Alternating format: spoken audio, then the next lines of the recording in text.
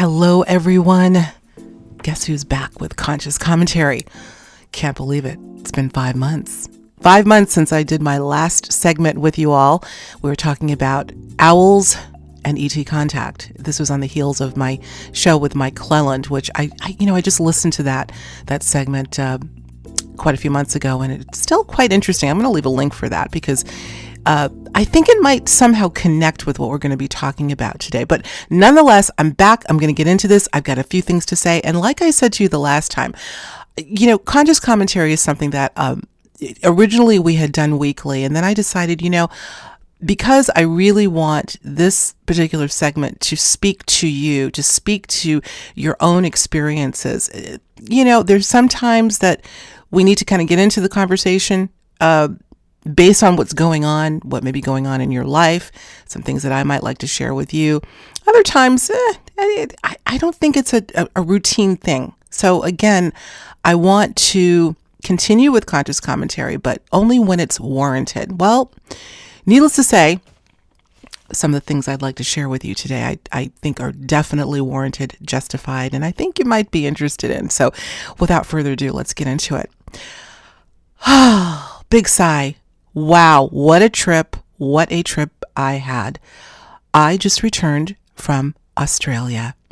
Or as they say in Australia, they don't say Australia, they say Australia. I love trying to get the local dialect down. Australia. I just returned from down under, also known as Oz. It was about a 24-hour trip, all told, to and from. And, oh boy, what a trip it was. Figuratively, literally, an adventure, a beautiful, beautiful array of experiences is what I would say. We'll be sort of peppering the conversation with some, obviously we're going to be talking about what happened there, but also peppering it with why I was there, of course, for the 2020 Cosmic Consciousness Conference in Uluru, in the Northern Territory of Central Australia, of which it was steaming hot, which I knew. I'd been there last year, so I kind of knew what to expect, but it was hot. Quite the contrast with the winter we're experiencing here in the Northeast of the United States. Now, many of you, I'm sure, in the audience know that on January 12th, to be specific, we went through quite a shift, as it is been explained. We're talking about the well-known Saturn-Pluto conjunction and activation that was centered at the planetary solar plexus chakra, which is Uluru. The planetary solar plexus chakra.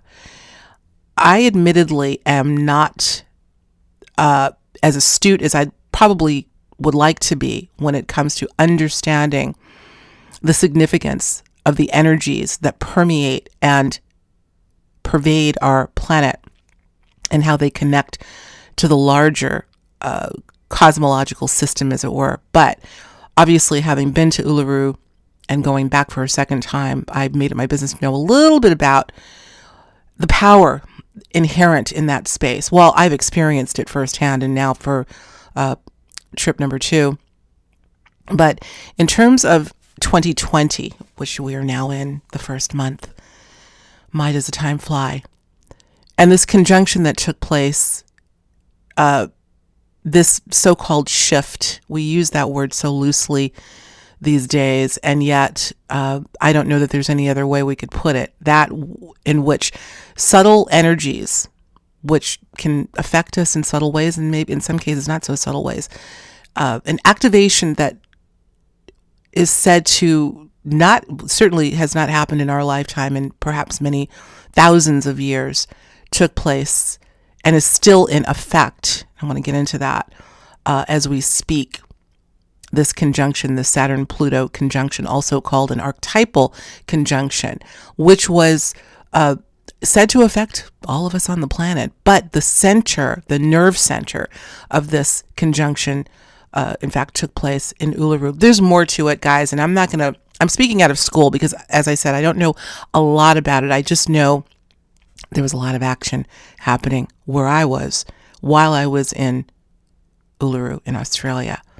So I thought I would take this opportunity to talk a bit about some of the things that I observed, not just in my own sphere, my own energy center, but in those that I was amongst during this conference and beyond.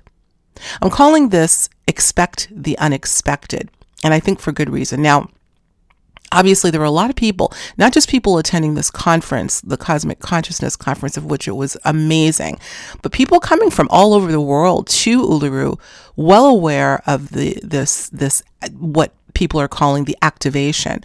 People in the hotel where I stayed in Uluru, not necessarily spiritual, so to speak, were also aware of this. Of course, the indigenous people very much embracing and celebrating this special time in our history.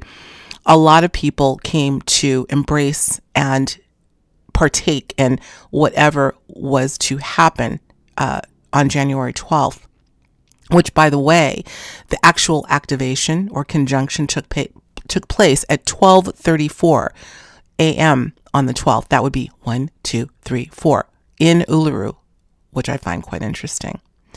But I want to start out by letting you know what I had a lot of conversations with a lot of journeyers that came to the conference. I'm so excited. Shout out to all of you. But I had a chance to sit with many of you prior to this activation. And I wanted to get a sense of what people were expecting, what they were looking for, what their thoughts were about this unprecedented conjunction. What were their thoughts? And I got a variety of feedback.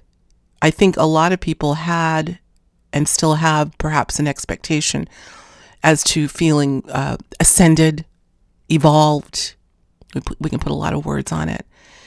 But moreover, what I wanted to convey whenever I had an opportunity, this is just my thought, my feeling, is that typically when we put an expectation on something, particularly an event, something that's going to happen in our 3D space and time, when we put an expectation on it, could we be inhibiting the possibility of what might happen? In other words, when you have a set expectation, let's say you're doing a lot of research about this sort of thing, and you're told, expect to feel lighter and more, spiritually evolved and more intuitive. Perhaps you'll get more psychic hits. I don't know, whatever you may have read or learned about it. You start to form an expectation. And invariably, the event will play out and either nothing will happen or something completely different. And you say, well, wait a minute, what happened here? And that's why I say never have an expectation on a given thing, because chances are you're not going to experience that at all. But moreover, in the expectation, you perhaps energetically limit the possibility of what can happen. And that's why I say expect the unexpected, if that makes any sense.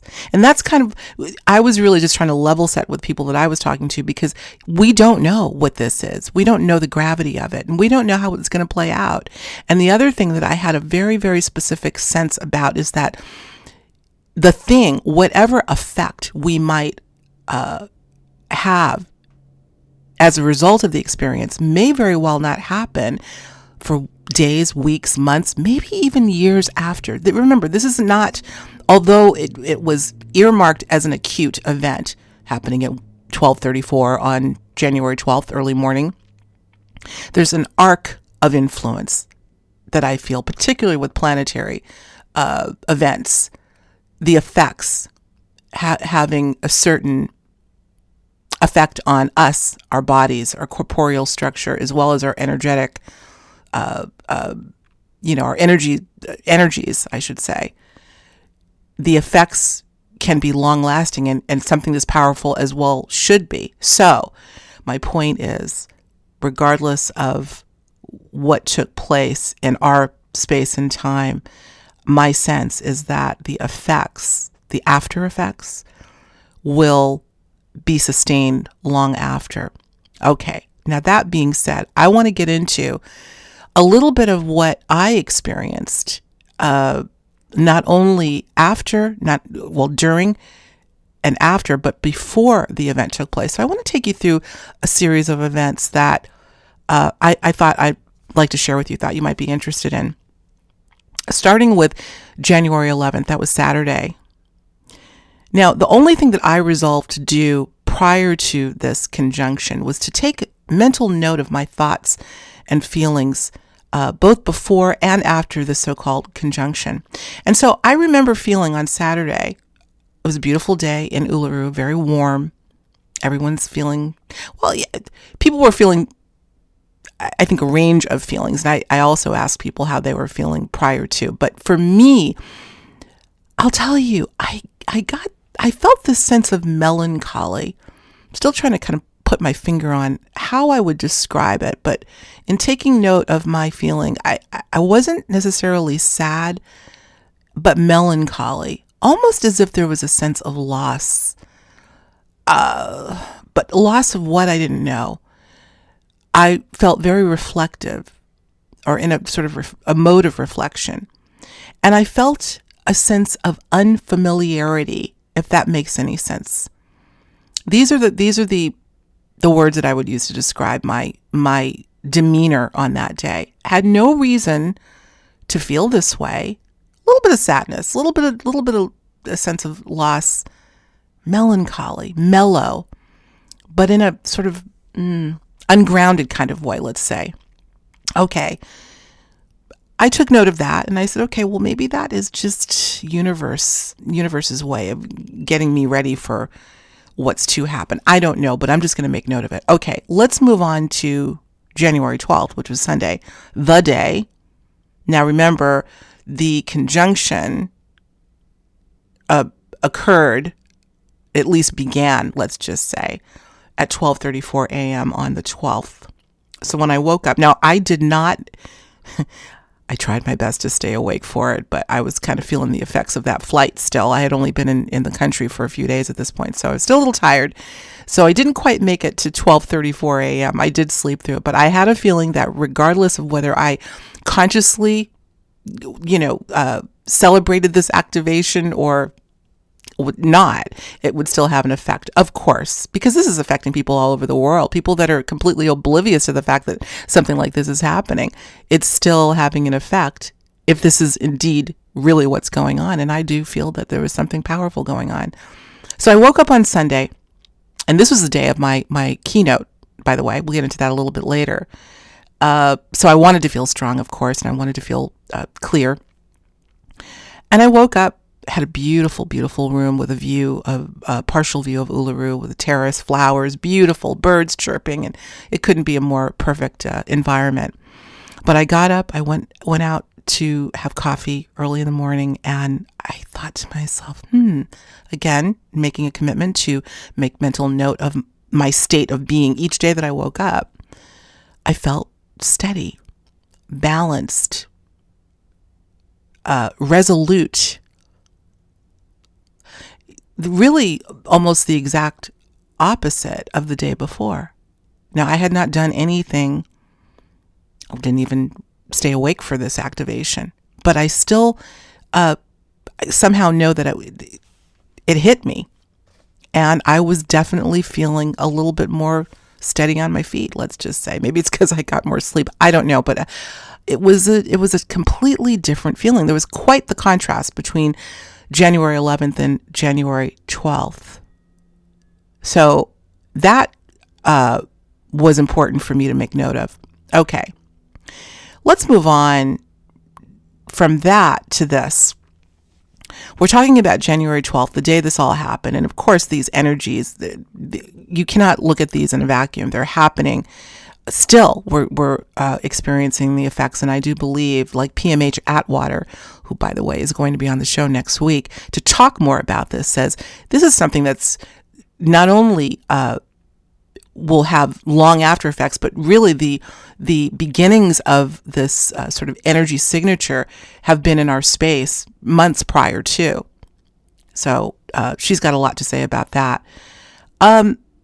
Christine Day. I'm going to hop around a little bit because I want to see if I can bring all of this together. Christine Day, you may remember, I had her on the show last December, about mid-December. She did a fabulous presentation, several, as a matter of fact, at Cosmic Consciousness, as well as her own sort of brand of activation. She is considered the Palladian ambassador. She's been working with the Palladian Council for many, many years and channels messages from them. And she was on fire at the Cosmic Consciousness Conference. And she did what I would loosely call an activation that had a profound effect on the audience. Now, I was not in the room for the entire session, but I can tell you that, and I could hear her from even outside in the hallway of the venue and hear the people on the inside. There was something very, very powerful happening. When this activation ended and I went into the room, and I'm going to go ahead and say this, I'm certainly not going to mention any names, but there were several people in this venue who what I would say were having tower moments. I'm trying to think of the right word to describe just very visceral, raw stuff coming to the surface. Something that Christine did brought these people, figuratively speaking, to their knees. There was a lot of emotion that came up. I think I'm not going to go into too much detail, but let's just say these were people that were having maybe even a sort of spiritual emergency, but a cleansing. I've talked to a couple of these people after the fact, and they explained to me that this was something that they didn't know what was happening at the time, but after it happened, they knew that there was a clearing that was going on. Clearly, Christine activated something in quite a few people here. Now, was this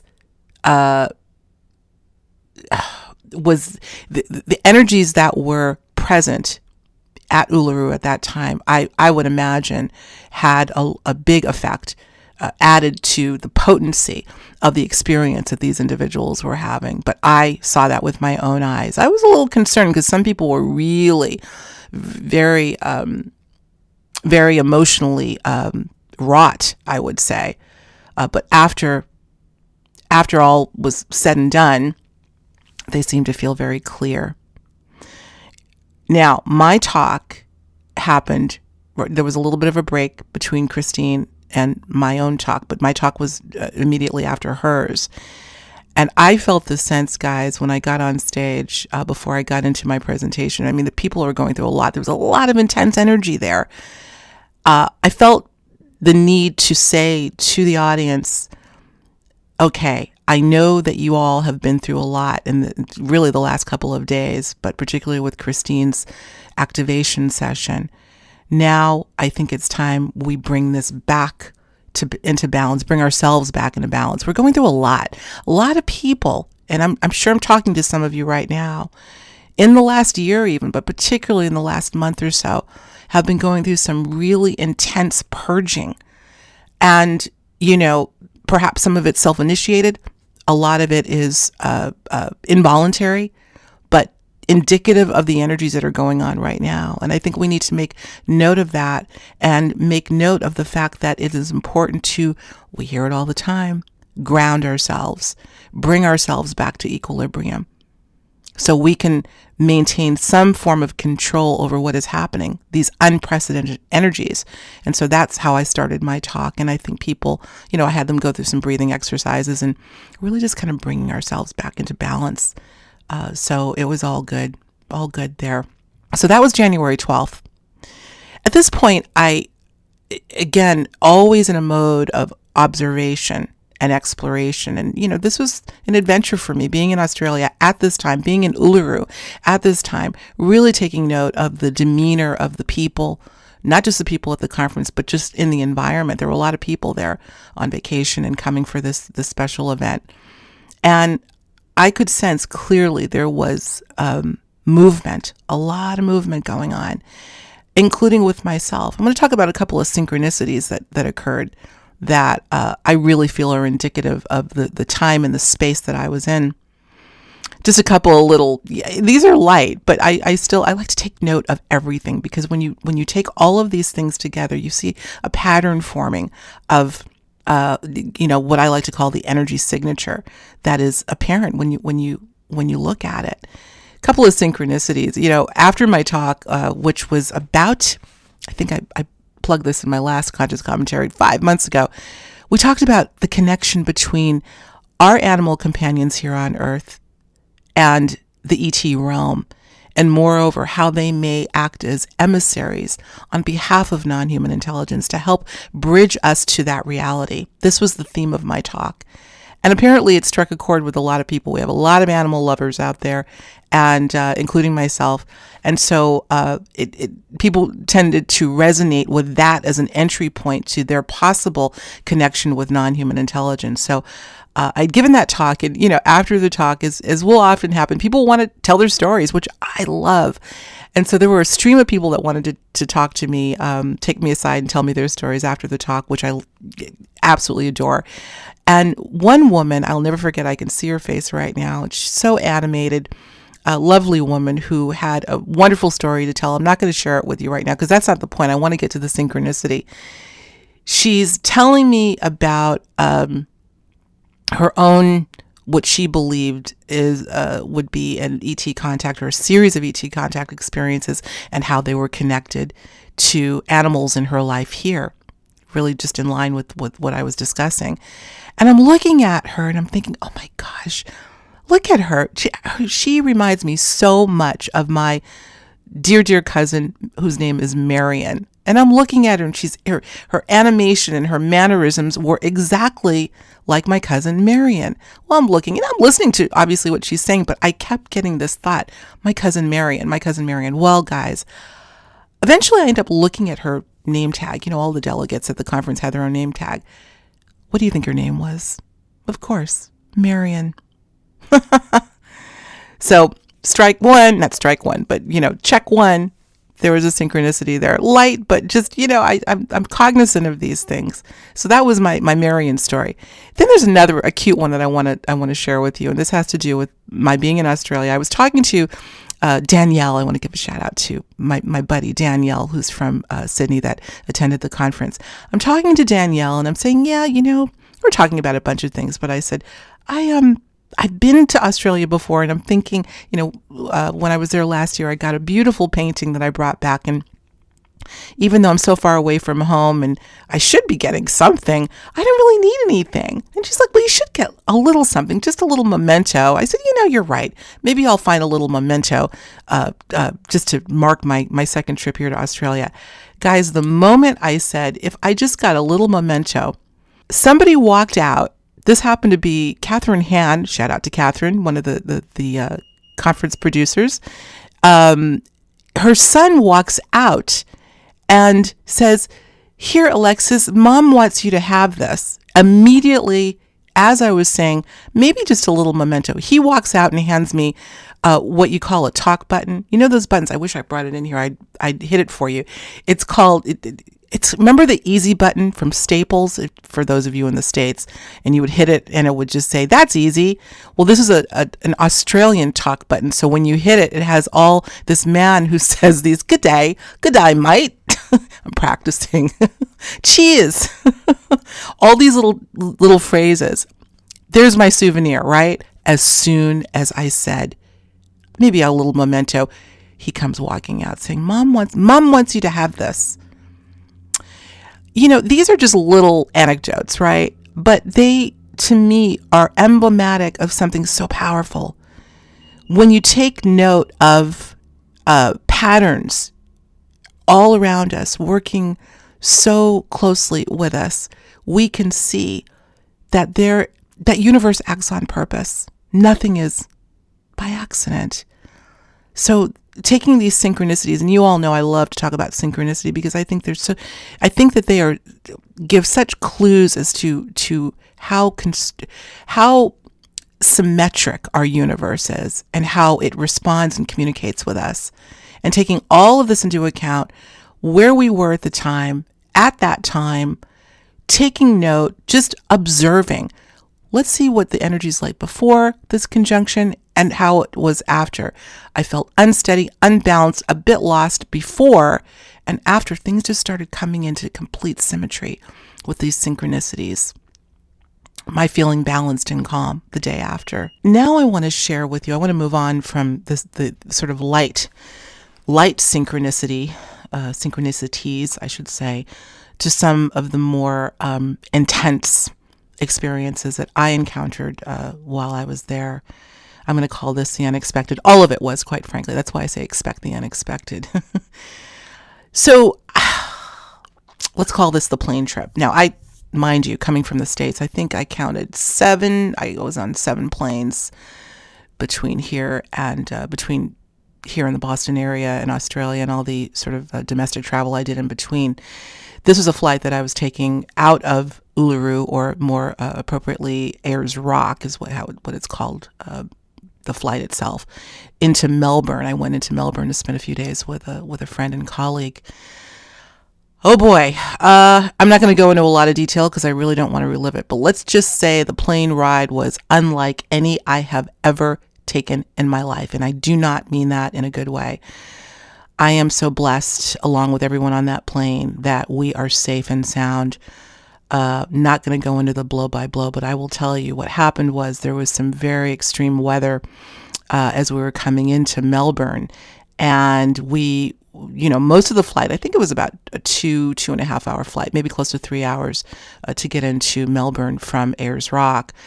As we were preparing to make our approach, there was a very, very violent storm that was fast approaching. And apparently, and I'm just going to abbreviate here, apparently we were so close to the storm center, air traffic control didn't have a chance to, or time to let us know about the storm. Essentially, it was too late to turn around, and there were several planes, I guess, behind us that were also about to make an approach, and they had to be diverted while we had to go through the storm. It was a last-minute decision by the pilot, and he did prepare us, certainly didn't say any words that would panic us, but let us know, we're going to be hitting some turbulence, and please pay attention to any directions your flight attendant has for you. And when he said that, I knew that we were in for something a little bit more than the usual turbulence. Well, needless to say, let's just say I have never, this is more than turbulence. It was violent. It was up and down, side to side. It felt like we were nosediving, maybe not nosediving, but certainly losing a lot of altitude, coming back up side to side. It was tumultuous, guys. I had, and still do, some flashbacks. It was scary. It was scary. I did not feel that we were going to crash. Somehow I didn't, but it was scary. It was very, very scary. I'm going to stop there because I don't want to get into it too much, but I will say that when we finally did land, and there was a lot of delays because, again, the storm was really violent. We had hail coming in. We actually got stuck on the tarmac after we landed because the storm that we had just come through was now approaching the airport. So we came through it, landed, and then it came into the Melbourne area. They had to close the airport. We were the last flight to make it into Melbourne, and this is a very large airport. This violent storm came right in, and it caused us to be stuck on the tarmac for a good hour, which is in a way a good thing because we got a chance to really mill around the plane, talk to each other, and really just kind of reflect on what had happened and how grateful we were. But the pilot had come on to the PA system and in his euphemistic way said that in his 30 years of flying that craft, he had never experienced anything like that. So to confirm, this was not a usual set of circumstances. This was a very, very dicey situation that we were in. So it certainly made us very, very grateful that we were there. We got there safely, and so we did. So talk about the unexpected. I mean, you never get on a plane with an expectation, of course, of having issues and worse. And this is what happened. So I count that, among the string of the series of adventures that was part of my trip to Australia. And again, very, very grateful that we got there safely. And so we did. I'm going to move on to the next thing, because what I'm doing is really lining up a string of the unexpected to sort of mark this very, very unique time in our history. Okay, the next thing. So I went to go visit a friend. I'm not going to mention her name this time, although I don't know that she would mind. But in this case, I think I'm going to refrain. I was there for a couple of days. We had gone to stop by her parents' home to pick up her young daughter who was there spending the afternoon. So when she picked me up from the airport, we went by very briefly to pick up her daughter from again, her parents' home. A day went by. We had a lovely time just spending time talking and getting to know each other, because we had actually never met in person. We had been friends through through online activity. She's also a colleague of mine. So we had a wonderful time for a day or so. And the following morning, not the next morning, but the morning after, I hear a knock on the door. She's waking me up. She says, "Alexis, my mom just died." What? My mom just died. She was panicked, of course, out of the blue. We were just at the house 2 days before. Well, needless to say, it was mayhem. I'm not going to go into any detail. I want to protect this person's privacy. Very unexpected, shocking. Needless to say, the next day or two that I was scheduled to be there, and I did stay. I did spend some time alone because obviously she had to deal with this and bring family together, and they're still probably doing just that. I send my heartfelt condolences out to she and her family. But in the context of what we're talking about here, the unexpected, there's the pleasant surprises, like the couple of synchronicities that I had, the sense of steadiness that I felt. These are all good things. And other people having their release. Then there's the tumultuous plane trip, and then this really, really unexpected loss of my friend's mother out of the blue. So there was the light, there was the heavy, it was all there and still is. How do you come off of that one?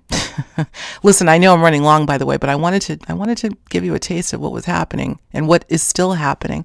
Let me give you another one. Here's some good news. This is somebody that I have heard from on a couple of occasions, who had emailed me. She's been going through a lot with her personal and professional situation, including her house being in a really pretty precarious situation, being threatened with foreclosure, etc. She emails me, this is while I was there, she emails me a note as I'm perusing my emails, and she says, "Alexis, you are not going to believe this." Now, she had shared with me that her house was in a pretty bad situation. She was anticipating losing it and was not sure what to do. But apparently she got a letter out of the blue saying that there was a mix-up. This, talking about the mortgage company, apparently. They apparently miscalculated the I don't know, the payments. I don't know all of the details, but at the end of the day, they decided out of the blue to take whatever arrearage they said she had to pay, put it on the back end of the loan. I'm assuming this is how it went down, and made her loan current. Boom, just like that, out of the blue. Talk about the unexpected. I love getting news like this. This was, 2-3 days after this connection shift from foreclosure to, boom, you're current. No problem. Onward. These are the things that can happen when something this powerful is going on. I want to hear from you. What's been happening with you since January 12th? Not just January 12th. Again, we're not talking about, although it was billed as an acute event, a point in our space and time in which this conjunction took place. PMH Atwater, and I'm going to quote her, but PMH Atwater talks about the effects really were ramping up months prior to the 12th and will continue. Here, let me read what she says. She talked about my own experience because I've been communicating with her about some of my own experiences. And she says, what you experienced physically was merely a shift in energy. We've all been experiencing what that signals since early spring last year. January 12th triggered and anchored what is to come. It was the final shift point. We are now feeling energy we haven't felt for 500 years. Yes, that long. We are moving into energy patterns no one has experienced for the last 25,920 years. PMH is extraordinarily learned when it comes to this. She's obviously well known for her groundbreaking research in the near-death experience state, the phenomenon of which she's had. But she's also very learned, scholarly, in fact, when it comes to astrology and reading from a very atypical perspective. So she's going to be on the show next week, and we're going to talk more about what this is all about, what this conjunction is all about, and the larger implications. But that's what she had to say, and I tend to agree. Just like I said at the beginning, when I first got to Uluru, and I really wanted to get a read on what people were expecting, because I knew that there were some expectations, and my sort of response to them was, let's see if we can take our foot off the gas pedal of expectation and just be in a mode of receiving whatever may be. This is what I tried to do. And lo and behold, there were effects, there were events, all of which were unexpected. When you can sit in a mode of really neutrality, you are really lining yourself up to receive whatever. Now, obviously, you don't want to just be an open door and let the bad stuff come in. But if you let go of expectation, you do not inhibit the possibilities of something even more grand than you could have expected to come in. Do you know what I'm saying? So in that sort of neutral mode, not only are you in a mode of receiving, but you're in a mode of observation. And that's what I try to capture or embrace while I was there. And I would encourage all of us to do the same, all of you to do the same. How are you feeling after this conjunction? Were you aware of it? Were you all aware of it? Where were you in the world? Maybe some of you, I know some of you were in Uluru because some of my journeyers were with me. So excited. I want to shout out to everyone there. Y'all were great, and you were so welcoming, having me back for a second year. But and I've talked to some of you. But what about some of you out there that were not in Uluru with me? Tell me how, if anything, any effects, and particularly for those of you that may not have been aware of this conjunction, this Saturn-Pluto conjunction in early January or really mid-January. If you could go back in time, could you note your demeanor prior to January 12th and after? I want to hear from you. I want to hear from each and every one of you. Let me know in the comments section, would you? I want to make sure I did not miss anything here. Really, this was just sort of a download of my own experiences folded up and within the context of this conjunction. Because I have a feeling there's going to be a lot more. I think it's going to be perhaps a delayed, for a lot of people, a delayed effect or effects, series of effects. This is big, guys. Something that hasn't happened. And what did PMH say? Close to 26,000 years. Yeah. So let's carry onward. Let's see what unfolds.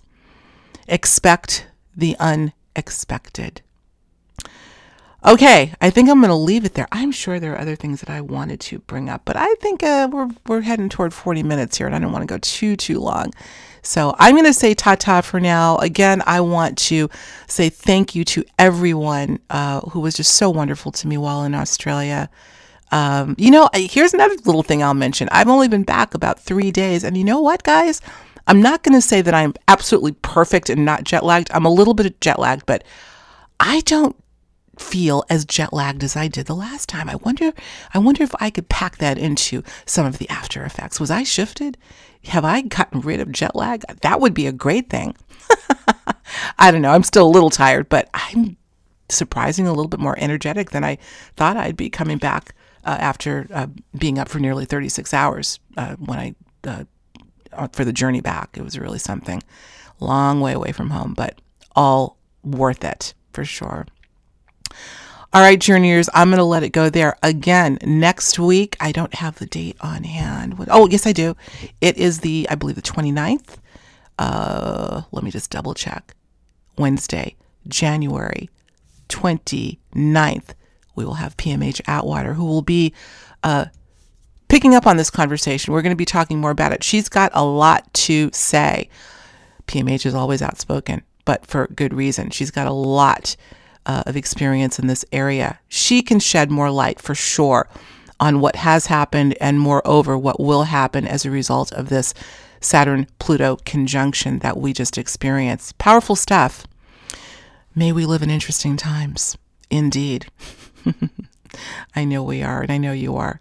Listen, everyone, thank you so much for being with me for this special edition of Conscious Commentary. We'll be coming back with Conscious Commentary every once in a while. But in the meantime, stay tuned for Higher Journeys Radio with Alexis Brooks. We will see you next week with PMH Atwater. Take care.